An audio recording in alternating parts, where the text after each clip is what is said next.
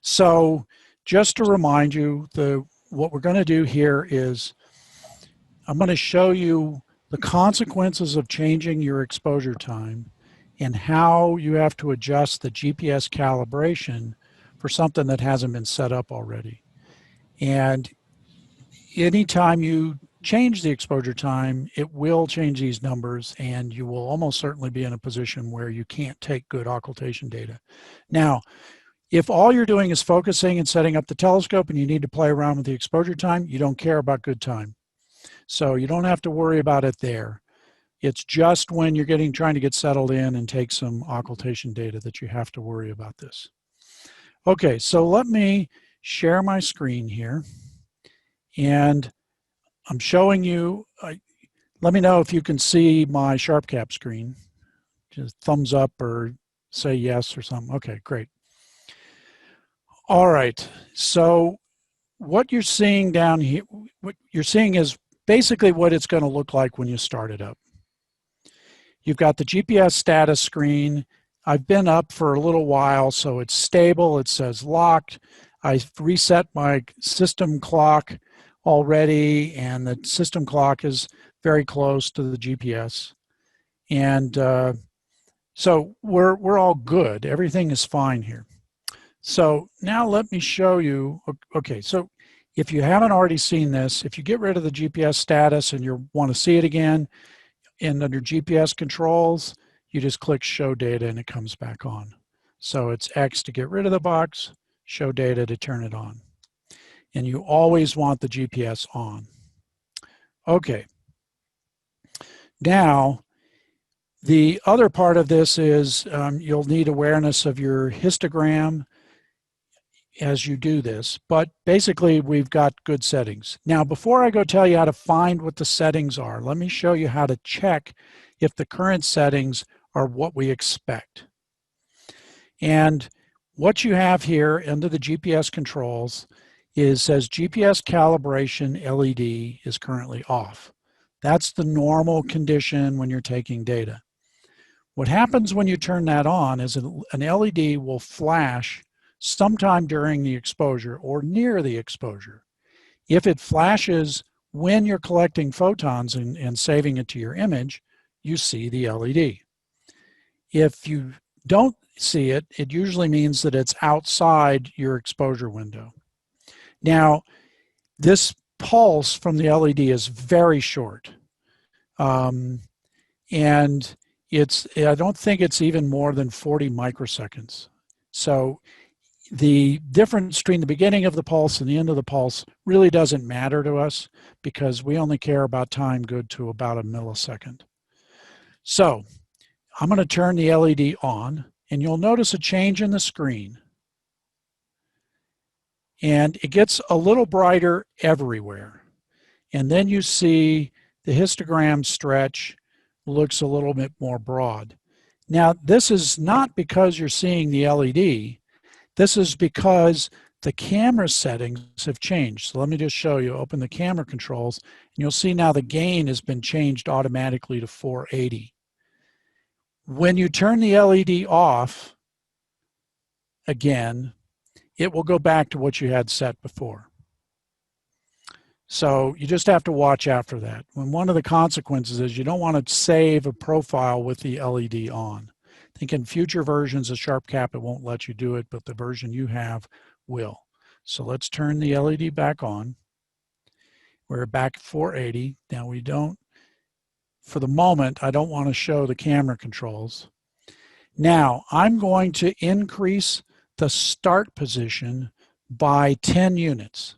So I click this up arrow and it's going to click up. So watch the histogram after I click it. Okay, so you saw two things happen. The histogram swelled up and moved a little bit to the right, and you see a little bit of light here on the right-hand side of the image. That means we're seeing a little bit of the pulse. If I click one more time, so a second click, it's even brighter. Click a third time, it's brighter yet again. Fourth time, it's brighter yet again. Now, After this, it won't change because what's happening is the LED is right on the end, right at the beginning of the exposure. So now we have set it up so that the LED is inside the exposure. And if we back off, so if I go up to 60, okay, and you just keep increasing here, and the LED doesn't change, the histogram doesn't change, and you know that the LED is well inside the exposure, and that's not where you need to be. So let me bring it back down.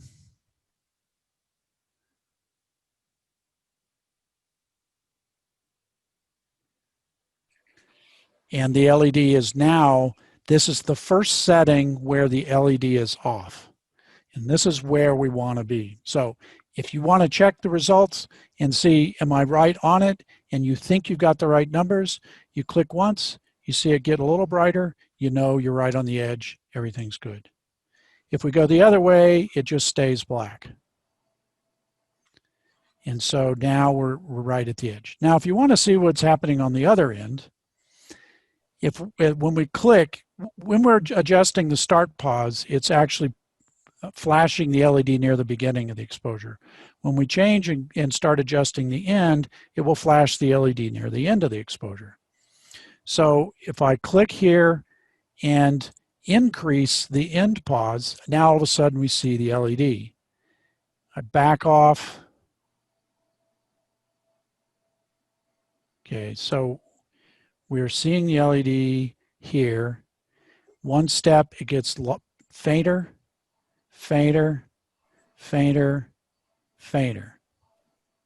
Okay, and now we're kind of at the edge. You can still see a little bit of light there, but backing it up 40, so at the 150 we were at before, was the full light. Okay, now watch what happens when we go too far. So here we're 190. We go one more click, and now something bad has happened. Now over here in the GPS status window, you see this? It says bad calibration, reduce end pause. And you look at the bottom of the screen, the status at the bottom, instead of saying locked, shows you a piece of that error string. It's kind of too long to fit on the screen, but you can tell, even if you didn't have the GPS status window up, you can tell that you're in this bad state. In this case, you'll notice the start time isn't moving, the end time isn't moving, now is not moving.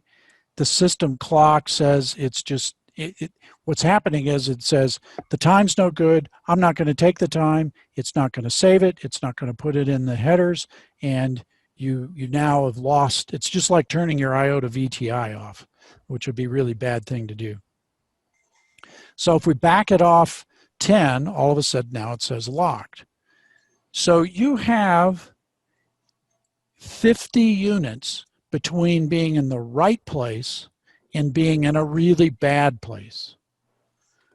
And that's worth remembering. So the goal here is to get the correct numbers for a given exposure time good to 10 units. You could, if you really work hard at it, you can get something better, you know, it's the single digits, but that's at a timing accuracy that just doesn't matter to us. But 10 units is a good working compromise. Now, what happens if you, as Bill was asking before, what happens if you're too far, if your number's end pause is too big, you don't get good time. If your end pause is really much too short, you know, so I'm going to just do something crazy and say, I'm going to change the most significant digit. Now, before I do that, look and see what the exposure says in the GPS status window. So it says, this is in microseconds, so it's 4997 and change. This is very, very close to the 500 milliseconds that we've chosen. Now, I'm going to change that to a 2, and that moves it earlier. Now what you see what the exposure time says? It now says 366. Okay, that's not right. It's actually 500 milliseconds or close to that, and that's what we've set. But now the header And the timing information in the headers with the images is going to lie and tell you that the exposure time is too short. If I click it and go down to 100 or 1 there, you see now it claims it's a quarter of a second. And if you do that, then that introduces a shift in all of the timing points for all of the photometry we collect during an occultation, and will corrupt the timing by that amount. Okay, so we're going to go back up to the right setting, and you can tell because from the right setting, if you click up, it gets fainter. So just remember that if you're fiddling around with the start position, as you go up, it gets brighter. And when you're at the end, if you go up, it gets fainter. All right, so this is how you're starting, and you want to go to a 250 millisecond exposure, 250, enter. Now it is running faster, and you'll notice immediately GPS status over here says bad calibration, reduce in pause. All right, now we don't need to see the camera controls, so I'm going to collapse that. And notice these values here. Whenever you change the exposure time, SharpCap is trying to be helpful and trying to change these parameters because they, in principle, depend on the exposure time. In reality, the start position is basically a function of your camera and never changes. The end position depends on your exposure time because it is, to first order, it's the exposure time added to the start position in ticks of a 75 megahertz clock. Okay, you can actually do this and get close with math, but I'm going to show you the procedure for doing this without having to do the math. Okay, so we're going to always start with the beginning. And in this particular case, your cameras, it's 66910. That's what's there for the half-second exposure. And you should probably just go to that number and check and see if it's right. But let's just play with it and see what happens. All right, so it's 62301. It's dark. We want to see the LED, so that means we want to increase this number. So let's start with increasing the second digit.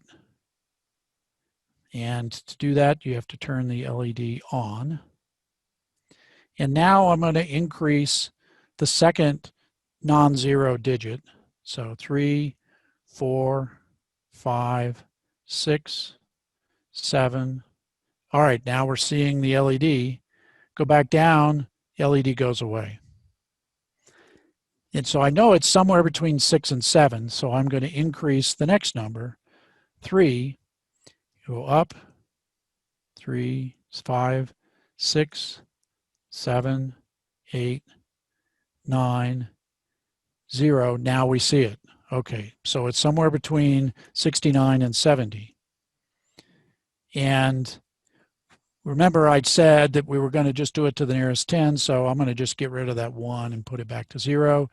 I go up to 1, just don't see it. 2, there's the first flush of the LED. And so there's the number. So that's how you do it from scratch. You just work your way from the most significant digit up to the least significant digit until you get to the value, the highest value to the nearest value of 10 that doesn't show the LED. So here we're at 10, you don't see it. We're at 20, we do. All right. So now we've got the start position adjusted.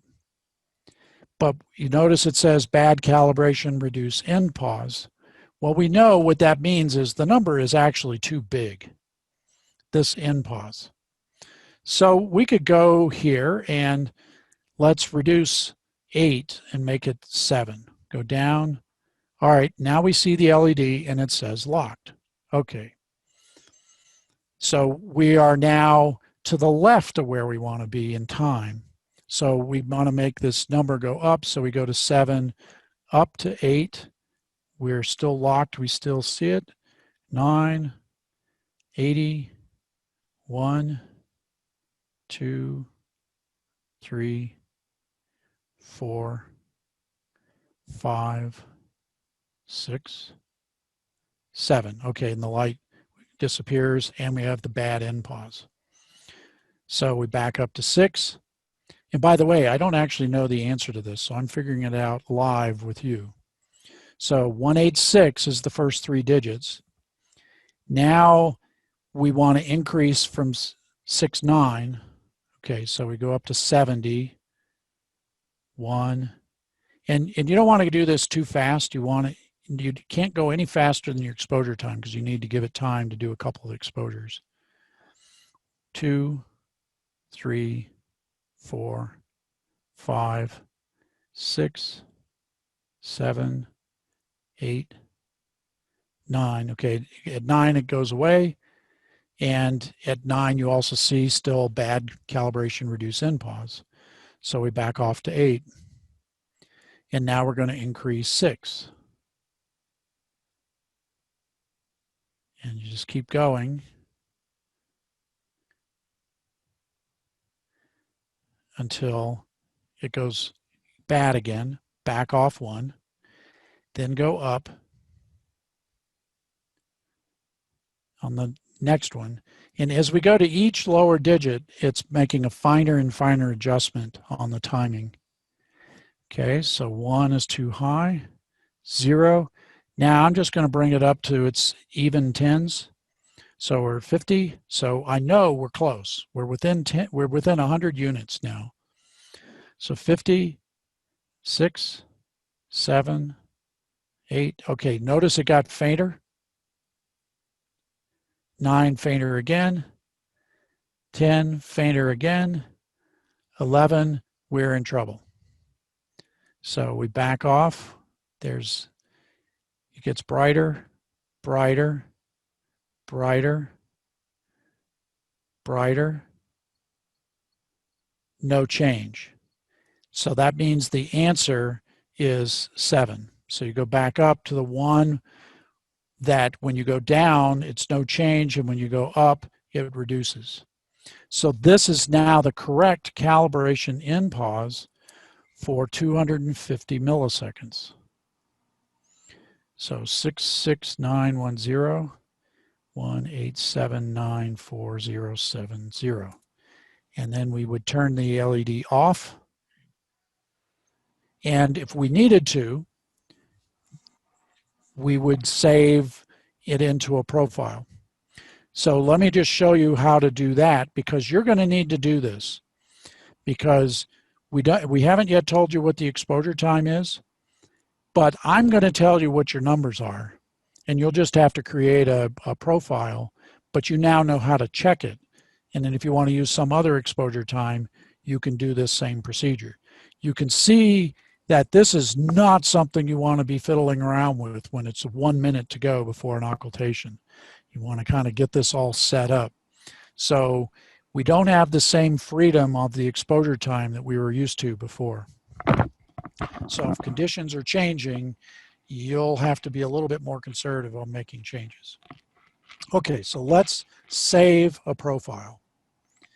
And we may change the naming convention for this, but for right now, I'm going to use one particular one. So here, we've got the OCC profile, and if you click Save, it's now going to change the exposure time in the default profile, and you don't want to do that. So do a Save As, and this will make a different copy. So we're going to call this EU 2020-0916 250 milliseconds. Okay. Now, if we wanted to go back to the OCC profile, you click on the arrow, you get a drop-down list, you click OCC, and you click Load, and now you're back to the other numbers, and the exposure time is back to 500. Going back to the 250 now, and you can see I set up a couple of ones for 1 second and 2 seconds. Go to 250, load. We're now using a faster exposure time, and those parameters are set and the timing is all good. So this is how we're going to do it. When I give you the settings that you're going to use for the event, what you can do this easily enough by simply setting up your camera. You just punch in these numbers. You know, you have to turn the LED on first, then put the numbers in, turn the LED off, and then do a save as for something like this. Okay, that is basically it. You can use this for any exposure time you want if you're willing to go through this process. It takes a little bit of playing around with it. I will warn you that the software is changing pretty fast. This is a totally new regime and setting and procedure for this camera that just cropped up 6-8 months ago. And the understanding of what it's doing and the software for controlling it has been getting much, much better in that time, but it's still not quite there yet. And I'm still working with the author of the software to try to find something that is a little bit more flexible and a little less dangerous to get into these places where the program gets kind of goofed up. All right, so those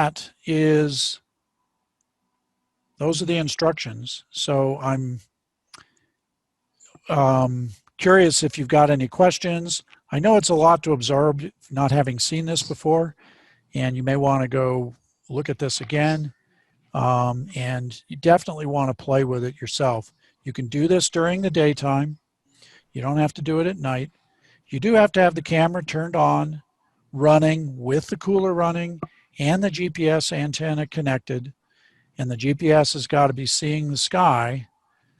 But other than that, you just leave the cap on the camera, and it's not seeing any light other than from that LED.